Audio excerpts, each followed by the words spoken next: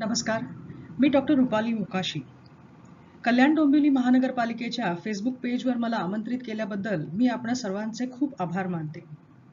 2020 साल सुरू झाले तेच एका न भूतो न भविष्यती अशा कोविड-19च्या वैश्विक महामारीने. सर्व जग याच्यामध्ये लपेटलं गेलं.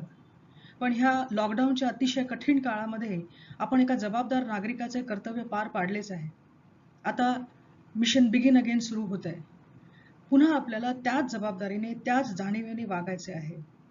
आणि यासाठी हल्लीच पंतप्रधानांनी आपल्याशी शेअर केलेला एक संदेश मी आपल्यासमोर मांडतेय आणि त्याचं पालन मला असं वाटतं अतिशय जरुरी आहे. पंतप्रधान म्हणतात, 2 गज दूरी आणि मास्क जरुरी. आजचा आपला विषय आहे कल्याण एक प्राचीन एम्पोरियम. एम्पोरियम हा एक लॅटिन शब्द आहे आणि त्याचा अर्थ होतो मार्केट प्लेस. आज आपल्याला कल्याण शहराचा प्राचीन इतिहास समजून घ्यायचा आहे. प्राचीन म्हणजे किती प्राचीन? तर आज 2020 आहे, इथून थेट 2000 वर्ष मागे जायचं, 2000 वर्ष मागे जायचं आणि तिथे आपल्याला कल्याण शहराचं अस्तित्व सापडतं. फार कमी शहरं अशी भारतामध्ये आहेत ज्यांना इतका प्राचीन वारसा आहे आणि तिथे सतत मनुष्यवस्ती राहिलेली आहे आणि त्याच नावाने हे शहर 2000 वर्ष अस्तित्वात आहे. एक कल्याणकर म्हणून याचा आपल्याला निश्चित अभिमान असायला हवा. दुर्दैवाने याची माहिती मात्र नसते. तर आज पाहूया आपण कल्याणचा प्राचीन इतिहास. आता हा प्राचीन इतिहास बघण्यासाठी आपल्याला काही गोष्टींची जरुरी असते, कारण इतिहास मांडायचा म्हटला की त्याला तथ्य लागतात, फॅक्ट्स लागतात. Without facts there is no history. तर ही तथ्य कुठली आहेत? तर आपल्याला या काळामधली 2000 वर्षापूर्वीच्या काळातली देशी विदेशी राजकीय परिस्थिती, म्हणजे भारतात काय परिस्थिती होती, त्या काळामध्ये आंतरराष्ट्रीय युरोपमध्ये विशेषतः काय परिस्थिती होती, त्या काळामधला भारतामधला अंतर्गत आणि आंतरराष्ट्रीय व्यापार कसा होता, काही प्रवास वर्णनं अवेलेबल आहेत का, त्यामध्ये काही खलाशी आहेत का, काही व्यापारी आहेत का, या सगळ्यांच्या माहितीवरनं आपल्याला कल्याणचा 2000 वर्षापूर्वीचा इतिहास समजायला मदत होणार आहे. इसवी सन पूर्व 4थं शतक हे एक अतिशय महत्वाचं शतक ॲज फार ॲज भारताचा इतिहास समजला जर आपण, तर त्यासाठी एक अत्यंत महत्वाचं वर्ष होतं. कारण या शतकामध्ये ग्रीक सम्राट अलेक्झांडरची स्वारी होऊन गेलेली होती आणि तो परत गेलेला होता. मात्र तो त्याच्या मायदेशी पोहोचला नाही. मध्येच बॅबिलॉनमध्ये त्याचा मृत्यू झाला. आणि इकडे भारतामध्ये चंद्रगुप्त मौर्य याने मौर्य साम्राज्याची स्थापना केली, तिकडे थेट पाटलीपुत्रमध्ये, आजचा बिहार मधील पटना हे शहर ते आहे. त्यानंतर त्याचा मुलगा बिंदुसार हा राजा झाला, त्याला अमित्रघात म्हणत असत. आणि त्यानंतर त्याचा मुलगा म्हणजे अशोकाचा नातू सम्राट अशोक हा मौर्य सम्राट झाला. आणि आपल्याला कल्पनाही करता येणार नाही एवढ्या मोठ्या भूभागावरती अशोकाने आपलं साम्राज्याचा विस्तार केला आणि त्याची देखरेख केली. किती मोठा भूभाग असू शकतो हो एखाद्या राजाचा? तर अफगाणिस्तान, पश्चिमेकडे अफगाणिस्तान म्हणजे थेट कंदाहार पासून ते लुंबिनी म्हणजे नेपाळ पर्यंत आणि गुजरातमधील सौराष्ट्र पासून ते धौली हे ओरिसापर्यंत आणि महाराष्ट्र पासूनही देखील दक्षिणेकडे कर्नाटक आणि आंध्र प्रदेश पर्यंत या सम्राटाचं राज्य निश्चितपणे होतं. निदान इसवी सन पूर्व 332 पर्यंत तरी 232 पर्यंत या सम्राटांनी राज्य केलेलं होतं. आता इतकं निश्चितपणे मी कसं सांगू शकते की अगदी कंदाहार ते ओरिसा आणि कर्नाटक ते नेपाळ पर्यंत राज्य होतं? कारण या सम्राटांनी सर्वप्रथम भारतामध्ये कोरीव लेखांची परंपरा जी होती ती प्रचलित म्हणता येणार नाही, पण पॉप्युलर केली. आणि वेगवेगळ्या ठिकाणी त्यांनी आपले शिलालेख कोरवून ठेवले दगड या माध्यमावरती. आणि दगड हे नॉन पेरिशेबल असल्यामुळे आपल्यासाठी या पुराभिलेखांचा ठेवा आजही शाबूत आहे. आता या सगळ्या गोष्टींचा कल्याणशी काय संबंध? कारण प्रत्येक गोष्ट आपल्याला कल्याणपर्यंत आणून पोचवायची आहे. तर सुदैवाने कल्याणमध्ये नाही, कल्याणचा पुराभिलेखीय उल्लेख अजून येत नाही. येत नाही म्हणजे भविष्य काळामध्ये मिळणार नाही असं नाही. परंतु ॲज ऑफ टुडे आज आपल्याकडे तसा पुराभिलेखीय पुरावा नाही. परंतु कल्याणपासून अगदी जवळ असलेल्या नालासोपारा या गावामध्ये अशोकाच्या शिलालेखांचे 2 तुकडे सापडलेले आहेत 2 वेगवेगळ्या काळामध्ये. आता अशोकाचे शिलालेख वेगवेगळ्या प्रकारचे होते, म्हणजे on basis of their content. काही मेजर एडिक्ट्स होते, काही मायनर एडिक्ट्स होते, लघुलेख होते, काही प्रदीर्घ लेख होते, काही स्तंभांवरती लेख होते. आणि हा जो काही सेपरेट एडिक्ट्स आहेत. आणि अशा या वेगवेगळ्या राजाज्ञांपैकी एक मेजर एडिक्ट नावाचा जो प्रकार होता त्याच्यामध्ये अशोकाच्या 14 राजाज्ञांचा संच असतो. आणि ह्या 14 संचांपैकी 14 वेगवेगळ्या आज्ञा एका मोठ्या प्रस्तरावरती, एका शिळेवरती कोरलेल्या असतात. तर त्या 14 आज्ञांपैकी आज्ञा क्रमांक 8 आणि आज्ञा क्रमांक 9 याचे 2 वेगवेगळे तुकडे 2 वेगळ्या काळामध्ये आपल्याला सापडले आणि सुदैवाने हे तुकडे जतन केले गेले, ते अभ्यासकांपर्यंत पोहोचले आणि भगवान लाल इंद्रजी आणि त्यानंतर DC सरकार या दोघांनी त्याचं वाचन केलं आणि त्यातला हा जो तुकडा तुम्हाला दिसतोय हा छत्रपती शिवाजी महाराज वस्तू संग्रहालयामध्ये आजही सुखरूप आहे आणि त्यावर जी दिसतेय ती ब्राह्मी लिपी आणि ह्या ब्राह्मी लिपीचं वाचन ऑलरेडी झालेलं होतं आणि त्यावरचा कंटेंट जो आहे तो वाचला गेला होता आणि त्यावरनं आपल्याला कळलं होतं की हा अशोकाच्या शिलालेखाचा एक तुकडा आहे. दुसराही आहे परंतु तो त्यांच्या कोठागारामध्ये आतमध्ये आहे, डिस्प्लेवरती नाही. आणि या लेखामध्ये कल्याणचा उल्लेख नाही, परंतु ज्या राजाची आज्ञा सोपाऱ्याला सापडते आणि ज्या राजाचं आज्ञा पुढे कर्नाटकापर्यंत सापडतात, निश्चितच कल्याण त्याच्या साम्राज्याचा एक भाग होता. त्यामुळे बघा आपला सुरुवात कुठून करतोय आपण इसवी सन पूर्व 3ऱ्या शतकापासून कल्याणाच्या इतिहासाची सुरुवात करतोय. याच्या आधी कल्याणाला इतिहास नाही असं नाही, परंतु एक ठोस इतिहासाची सुरुवात जी आपण म्हणतो ती इसवी सन पूर्व 3ऱ्या शतकापासून सुरू होतीये. पुढे बघूया आपल्याला कल्याणचा इतिहास कसा दिसतो ते. इसवी सन पूर्व 2ऱ्या शतकापर्यंत मौर्य साम्राज्याचे वैभव लयाला जाऊ लागले. मातब्बर राजा न मिळाल्यामुळे या साम्राज्याचं विघटन होऊ लागलं आणि त्या साम्राज्याचे तुकडे पडू लागले. पैकी महाराष्ट्रावरती सातवाहन या राजघराण्याचं राज्य याच दरम्यानमध्ये स्थापन झालं.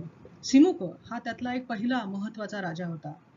याच महाराष्ट्राच्या वरती आपण नकाशात बघू शकतोय की आपल्याला गुजरात दिसेल, माळवा दिसेल. या प्रांतामध्ये एका परकीय वंशाचं राज्य, म्हणजे जे भारतीय मुळाचे नाहीत अशा परकीय वंशाचं राज्य आलेलं होतं आणि ते वर कॉन्टेम्पररी सातवाहन आणि हे परकीय शक राजे यांच्या घराण्याचं नाव होतं क्षहरात शक क्षत्रप.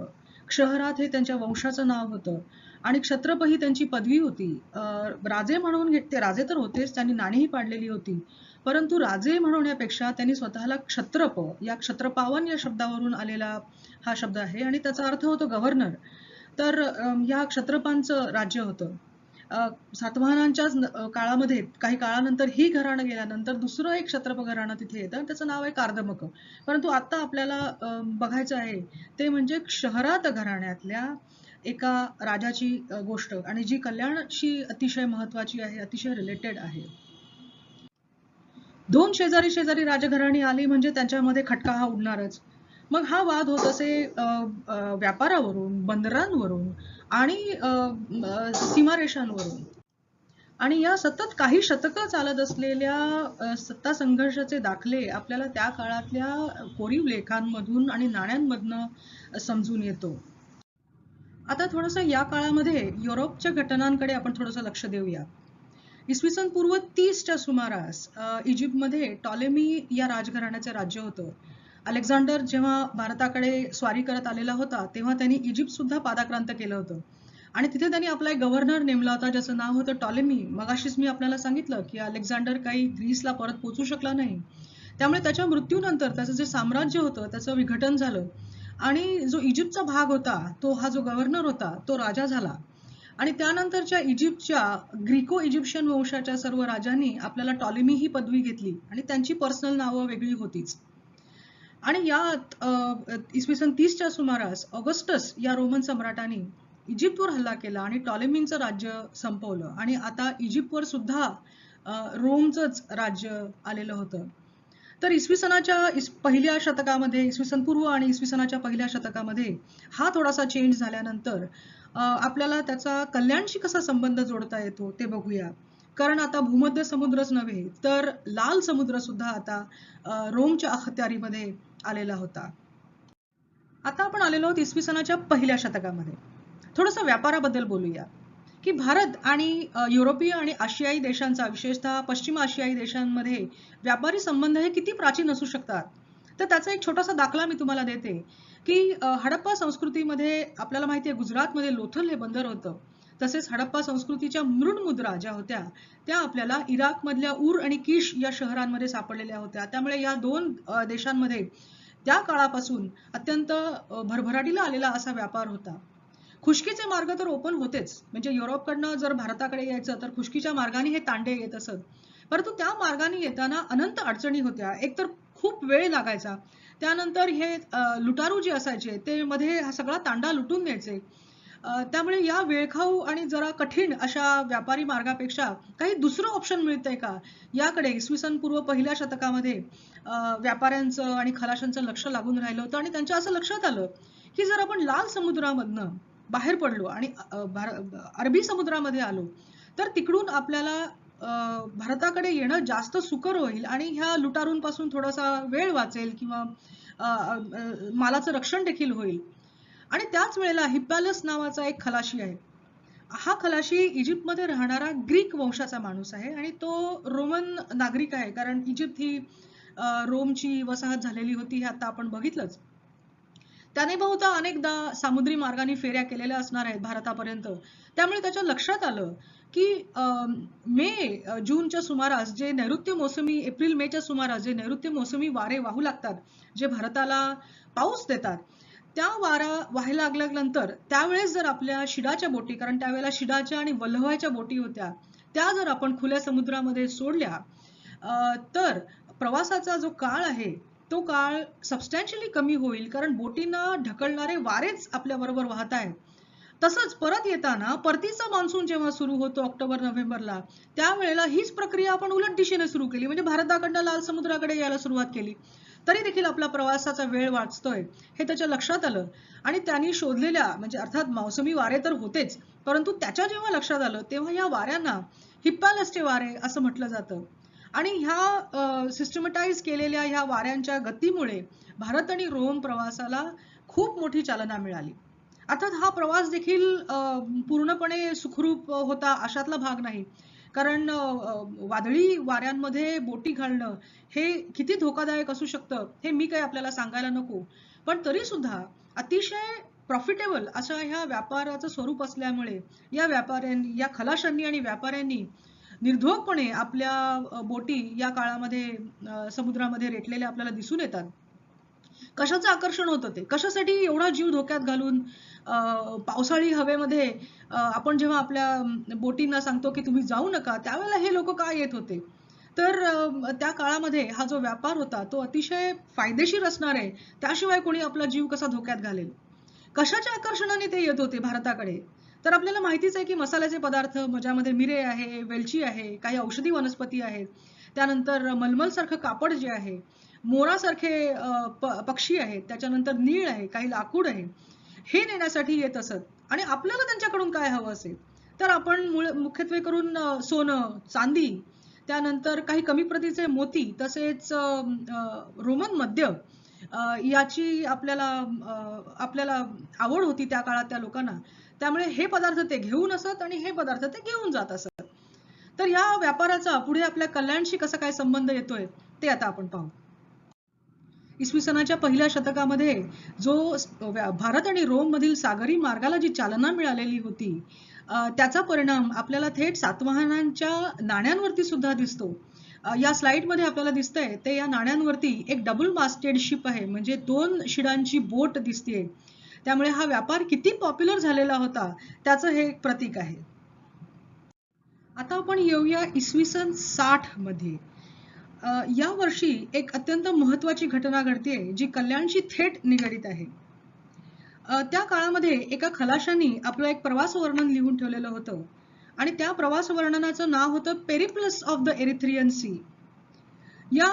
ते काय आहे ते आपण पाहूच या. पण पेरिप्लस याचा अर्थ होतो की खलाशांनी लिहून ठेवलेल्या त्यांच्या अनुभवावरनं लिहून ठेवलेल्या नोंदी, ज्या नोंदीमध्ये त्या ठिकाणची बंदरं, त्या ठिकाणमधल्या 2 बंदरांमधलं अंतर, मध्ये असणारी शहरं, त्या शहरांमधलं अंतर, त्या शहरांमधली किंवा त्या बंदरांची राजकीय परिस्थिती, मग त्यावरून त्यांनी मार्गदर्शन केलेलं असतं की तुम्ही या बंदरामध्ये जाऊ नका किंवा या बंदरामध्ये जा, इथे तुम्हाला चांगली वागणूक मिळेल, इथे तुम्हाला लुटून नेलं जाईल. त्यानंतर तिथली भौगोलिक परिस्थिती, त्यामुळे एक तऱ्हेचं हे गाईड बुक असायचं. आणि अशा पेरिप्लस पैकीच एक महत्वाचं पेरिप्लस होतं ते म्हणजे Periplus of the Erythraean Sea. Periplus of the एरिथ्रियन सीचं लॅटिन नामकरण पेरिप्लस मारिस एरिथ्राय असं होतं. आणि दुर्दैवाने जसं आपल्याला हिप्पॅलसचं नाव माहिती आहे, तसं पेरिप्लस लिहिणाऱ्या या खलाशाचं नाव मात्र आपल्याला माहिती नाही. पण ह्या निनावी खलाशाला भारताकडे येणारा सामुद्री मार्ग आणि भारताकडची बंदरं या सर्वांचं नीट ज्ञान होतं, त्यातल्या जॉग्रफीचं ज्ञान होतं. हे आपल्याला त्याच्या नोंदीवरनं जेव्हा आपण पडताळून बघतो, तेव्हा निश्चित कळतं. हा जो लेखक जो होता, तो हिप्पॅलस प्रमाणेच एक इजिप्तमध्ये राहणारा ग्रीक वंशाचा खलाशी होता. आणि तो जी महत्वाची माहिती देतो ती अशी आहे की हॉर्न ऑफ आफ्रिका या हिप्पॅलसने जो मार्ग आखून दिलेला होता आपल्याला, त्या सागरी मार्गामध्ये लाल समुद्रातनं बाहेर पडायचं, हॉर्न ऑफ आफ्रिका पार करायचा आणि तिकडून मग ह्या बोटी 3 महत्वाच्या दिशेने जात असत. पहिली दिशा जी होती ती थोडीशी उत्तरेकडे जाते, म्हणजे बार्बॅरिकॉन इथे, म्हणजे कराची जवळ जे एक बंदर होतं ते. त्यानंतर दुसरी दिशा जी होती ती म्हणजे बॅरिगाझा, अर्थात भडोज. आणि तिसरी जी होती ती खाली दक्षिणेकडे मुझिरीस नावाचं बंदर होतं, जे बहुधा पट्टणम हे असावं असं आपल्या लक्षात येतं. अर्थात आता जी मी ही नावं घेते ही भारतीय बंदरांची नावं त्या काळामध्ये रोमन लोकांनी कशी उच्चारली असतील, जसं रोमनाइज्ड व्हर्जन ज्याला आपण म्हणू शकतो, तसं हे बार्बारिकॉन, बॅरिगाझा किंवा मुझिरीस हे होतं. आता बॅरिगाझा आणि मुझिरीस याच्यामध्ये जी काही आणखीन स्थानिक जी बंदरं होती त्याची लिस्ट इसवी सन 60 मध्ये लिहिलेल्या पेरिप्लस मध्ये आहे. त्यापैकी काही बंदरांची नावं बघूया. बघा त्यातली काही ओळख पटते का आपल्याला. त्या बंदरांची नावं अशी आहेत: सुपारा, कलिएना, मांडागोरा, सेमुला. तर यापैकी एक महत्वाचं बंदर आपल्या लक्षात येत आहे ते म्हणजे कल्याण. म्हणजे आंतरराष्ट्रीय दर्जाचं एक महत्वाचं बंदर म्हणून इसवी सन 60 मध्ये Periplus of the Erythraean Sea या ग्रंथामध्ये कल्याणचा उल्लेख येतोय. हा कल्याणचा एक महत्वाचा ऐतिहासिक उल्लेख आहे, पहिला महत्वाचा ऐतिहासिक उल्लेख आहे. आणि एक नुसतंच शहर नाही, तर एक भरभराटीला आलेलं एक व्यापारी शहर या दृष्टीने त्याचा उल्लेख आहे. हे अत्यंत महत्वाचं आहे. मी आधीच म्हटल्याप्रमाणे पेरिप्लसमध्ये फक्त नाविक मार्गदर्शन किंवा बंदरांची माहिती किंवा व्यापारी मार्गांची माहिती नाहीये, तर त्या बंदरांमध्ये किंवा त्या शहरांमध्ये तत्कालीन प्रचलित असणारी राजकीय परिस्थिती काय होती याचा देखील आपल्याला उल्लेख मिळतो. आणि इथे कल्याण बद्दलचा अतिशय महत्वाचा उल्लेख आपल्याला पेरिप्लसमध्ये दिसतो. बघूया काय आहे तो. पेरिप्लसचे जे काही सेक्शन्स आहेत त्यापैकी 52व्या सेक्शनमध्ये आपल्याला 3 राजांची माहिती मिळते. आणि त्या 3 राजांची नावं, अर्थात मगाशी म्हटल्याप्रमाणे ही सगळी रोमनाइज्ड नावं आहेत, त्यामुळे त्यांचं भारतीय नाव काय होतं हे देखील आपल्याला शोधावं लागतं. तर अशी 3 नावं आपल्याला मिळतात. पहिलं नाव जे आहे ते म्हणजे थोरला सार्गॅनस, एल्डर सार्गॅनस. त्यानंतर दुसरं नाव आहे त्याचं नाव आहे सॅन्डॅनस. आणि तिसरं आहे त्याचं नाव आहे नंबॅनस. आता या राजांचा थेट कल्याणशी आलेला संबंध काय आहे तो आपण बघूया. नाणेतज्ञ डॉक्टर शैलेंद्र भांडारे यांच्या अभ्यासानुसार त्यांनी आयडेंटिफाय केलेलं आहे की एल्डर सार्गानेस हा सातवाहन राजा गौतमीपुत्र शिवसातकर्णी असावा, सॅन्डानेस हा गौतमीपुत्र सातकर्णी असावा आणि नंबानेस हा क्षहरात शकक्षत्रप राजा. या दोन्ही राजघराण्यांची माहिती मी तुम्हाला आधीच दिलेली आहे.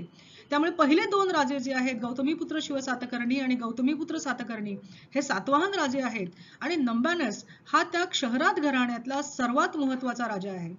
सुदैवाने आता नाण्यांवरती राजांचे चेहरे येऊ लागलेले होते, त्यामुळे नहपान कसा दिसतो हे तुम्हाला या नाण्यातून दिसेल. नहपानाचं राज्य या काळामध्ये गुजरात, माळवा या प्रदेशामध्ये होतं. परंतु सातवाहनांचं जे राज्य होतं ते या काळामध्ये साधारण इसवी सन 60च्या थोडीशी आधीची घटना मी तुम्हाला सांगते. या काळामध्ये सातवाहनांची सत्ता थोडी डळमळीत होऊ लागलेली होती, कारण याच काळामध्ये आपल्याला महाराष्ट्रामध्ये, विशेषतः पश्चिम भागामध्ये, कोकणामध्ये आपल्याला महाभोज, महागामिक, महारठिक अशा तऱ्हेचे स्थानिक राजे पॉवरफुल होऊ लागलेले दिसत आहेत. याचाच अर्थ केंद्रीय सत्तेचं त्याच्यावरची जी पकड जी आहे ती थोडीशी डळमळीत होऊ लागलेली होती. आणि कुठेही डळमळीत झालेली राजसत्ता असेल तर त्याचा फायदा शेजारी राज्य हे घेणारच. त्यामुळे नहपानाने सुद्धा आता उत्तरेकडून म्हणजे गुजरातकडनं दक्षिणेकडे अपरांतामध्ये म्हणजे कोकणामध्ये शिरकाव करायला सुरुवात केलेली होती. आणि या संघर्षाचं एक छोटंसं चित्रण आपल्याला या पेरिप्लस मध्ये दिसतं. पेरिप्लस मध्ये हा लेखक काय म्हणतो तर ज्यावेळेला एल्डर सार्गानेस म्हणजे थोरला सार्गानेस जेव्हा राज्य करत होता तेव्हा कल्याण हे एक ऍक्टिव्ह पोर्ट होतं. म्हणजे कल्याण हे एक सुरक्षित बंदर होतं, एक भरभराटीला आलेलं बंदर होतं. परंतु तो म्हणतो की जेव्हापासून सँडानेस या राजाच्या ताब्यामध्ये हे बंदर गेलं, कोकणातलं हे बंदर गेलं, तेव्हापासून मात्र इथली परिस्थिती ठीक नाहीये. त्यामुळे इथे येणारी जी जहाजं आहेत ती बॅरिगाझाला म्हणजे नहपानाच्या राज्यामध्ये नेली जातात. अशा तऱ्हेचा एक राजकीय उल्लेख आपल्याला इथे मिळतो. हा गौतमीपुत्र सातकर्णी उर्फ सँडानेस याला जर तुम्हाला भेट द्यायची असेल तर तुम्हाला नाशिकच्या लेण्यांमध्ये भेट द्यावी लागेल. तिथे केव नंबर 3 जे आहे, ज्याला देवी लेणं म्हणतात, तिथे त्याच्या आईने याच्यासाठी एक प्रशस्ती कोरवून ठेवलेली आहे. ब्राह्मीमध्ये एक प्रशस्ती कोरवून ठेवलेली आहे. अर्थात नहपानाचे सुद्धा लेख, नहपानाचे स्वतःचे नाही परंतु त्याचा जावई जो होता उशवदात आणि त्याची पत्नी म्हणजे नहपानाची मुलगी, तिचं नाव होतं दखमित्रा, हिने देखील नाशिकच्याच त्याच केव कॉम्प्लेक्सच्या आवारामध्ये केव नंबर 10 मध्ये आपल्या दानाच्या नोंदी नोंदवलेल्या आहेत, लेख कोरलेले आहेत. परंतु त्याबद्दल पुन्हा कधीतरी. तर अशा 3 राजांचा जो सत्ता संघर्ष जो होता हा कल्याणातला, आणि त्यानंतर कल्याणामधली थोडीशी राजकीय अस्थैर्य आपल्याला या पेरिप्लस मधून दिसतं. हा मला असं वाटतं एक अत्यंत महत्वाचा उल्लेख या एका शहराच्या इतिहासासाठी असू शकतो. दुर्दैवाने आता नागरीकरणाच्या प्रक्रियेमध्ये आपल्याला मटेरियल एव्हिडन्सेस जे आपण म्हणतो ते फार कमी किंवा ऑलमोस्ट निग्लिजिबल अशा तऱ्हेने कल्याणामध्ये दिसून येतात. पण काही नाणे आणि काही लेख आणि या प्रवास वर्णनातून कल्याणचा इतका प्राचीन इतिहास आपल्याला जतन केलेला दिसून येतो. यानंतर कल्याण हे एक व्यापारी बंदर असा उल्लेख आपल्याला थेट 6व्या शतकामध्ये एका प्रवास वर्णनात सापडतो. 6व्या शतकामध्ये आता कोकण म्हणजेच प्राचीन अपरांत याची राजकीय परिस्थिती बदललेली होती. आता इथे सातवाहनांचं राज्य नव्हतं, तर इथे कर्नाटकामधल्या वातापीच्या चालुक्य घराण्याचं राज्य होतं. आणि या काळामध्ये रोमन एम्परर जस्टिनियन याच्या अखत्यारीमधल्या इजिप्तमधील एक ग्रीक मॉन्क होता, ज्याचं नाव होतं कोस्मास इंडिकोप्लास्टिस. त्यांनी भेट दिलेली होती आणि त्यांनी आपल्या ग्रंथाचं नाव ठेवलेलं होतं ख्रिश्चन टोपोग्राफी. या ग्रंथामध्ये तो म्हणतो की ओरहोथा, कलियाना, सिबोर, सुरत आणि चौल अशी 5 महत्वाची मार्ट्स जी होती म्हणजे बंदरं जी होती जिथून मिऱ्यांचा व्यापार चालत असे. तर कल्याण बद्दलचा हा एक महत्वाचा उल्लेख. अर्थात एवढं सुबत्ता असलेलं हे कल्याण बंदर निश्चितच आपल्या नागरिकांना सुबत्ता देऊन गेलेलंच होतं. त्यामुळे भरभराटीला आलेले समृद्ध असे कल्याणकर आपल्याला सातवाहन काळापासून थेट सातवाहन काळापासून भेटतात. असा हा थोडक्यात कल्याणचा इतिहास मी आपल्यासमोर मांडला. आय होप तुम्हाला हा आवडला असेलच. पुन्हा एकदा आपला निरोप घेताना पुन्हा एकदा मी कळकळीची विनंती आपल्याला करते की 2 गज दूरी आणि मास्क जरुरी.